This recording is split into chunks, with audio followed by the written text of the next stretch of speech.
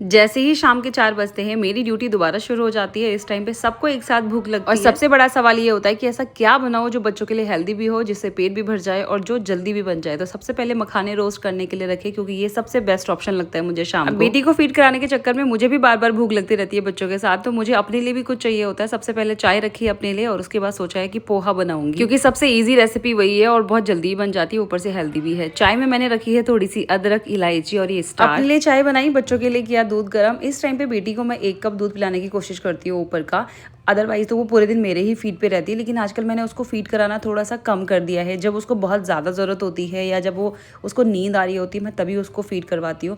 और ऐसे ही थोड़ा थोड़ा कम करके मुझे फीड को बिल्कुल ही ख़त्म करना पड़ेगा।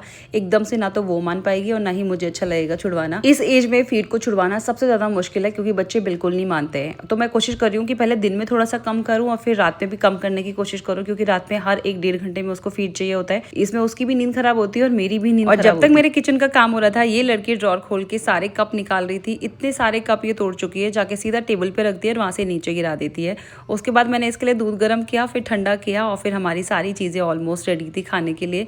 मखाने में आज मैंने मैगी मसाला भी ऐड किया है, जिससे मखाने और टेस्टी हो गए थे। लेकिन हाँ, बेटी के लिए थोड़ा सा ये तीखा हो गया था, लेकिन उसने खा ही लिए। जैसे ही टेबल में मैं चीज़ें रखती हूँ ना, ये टेबल पर चढ़ जाती है, फिर इसका खाना शुरू हो जाता है। सबसे पहले इसने मखाने पर हाथ मारा, क्योंकि मखाने इसको बहुत ज़्यादा पसंद है। फिर मैंने इसको दूध पिलाया और आजकल इसको खुद से खाने का और पीने का इतना ज़्यादा शौक है कि ये खुद ही मांग लेती है और उसके बाद ये रोने लगती है अगर ना दो तो। फिर इसने खुद ही दूध पिया और उसके बाद मैंने गाने चलाए, क्योंकि बेटे का ट्यूशन का टाइम हो गया था, उसे जाना था ट्यूशन और फिर मुझे काम करना था। तो इसको बिजी रखना मेरे लिए बहुत ज़रूरी था और बिजी रखने के लिए एक ही चीज़ काम आती है उस टाइम पे, टीवी। तो मैंने पहाड़ी सॉन्ग चला दिए थे और उसके बाद इसका डांस शुरू हो गया और फिर ये अपना बिजी हो गई। और फिर मैंने किया दोबारा जाके किचन का काम, जिसमें मेरे दिन के बर्तन रखे हुए थे, क्योंकि दिन में पॉसिबल नहीं हो पाता। और खाना खाने के बाद तो मैं इतना ज़्यादा थक जाती हूँ कि मेरी हिम्मत ही नहीं होती इनको वॉश करने की। तो शाम के लिए मैं इनको छोड़ देती हूँ, फिर शाम को सारे बर्तन एक ही साथ धो देती हूँ। और यही सेम रूटीन मैं डेली फॉलो करती हूँ। मतलब दिन के बर्तन मेरे डेली शाम को ही धुलते हैं, क्योंकि दिन में सही में बताऊँ मेरी बिल्कुल हिम्मत नहीं होती, मैं इतना ज़्यादा थक जाती हूँ।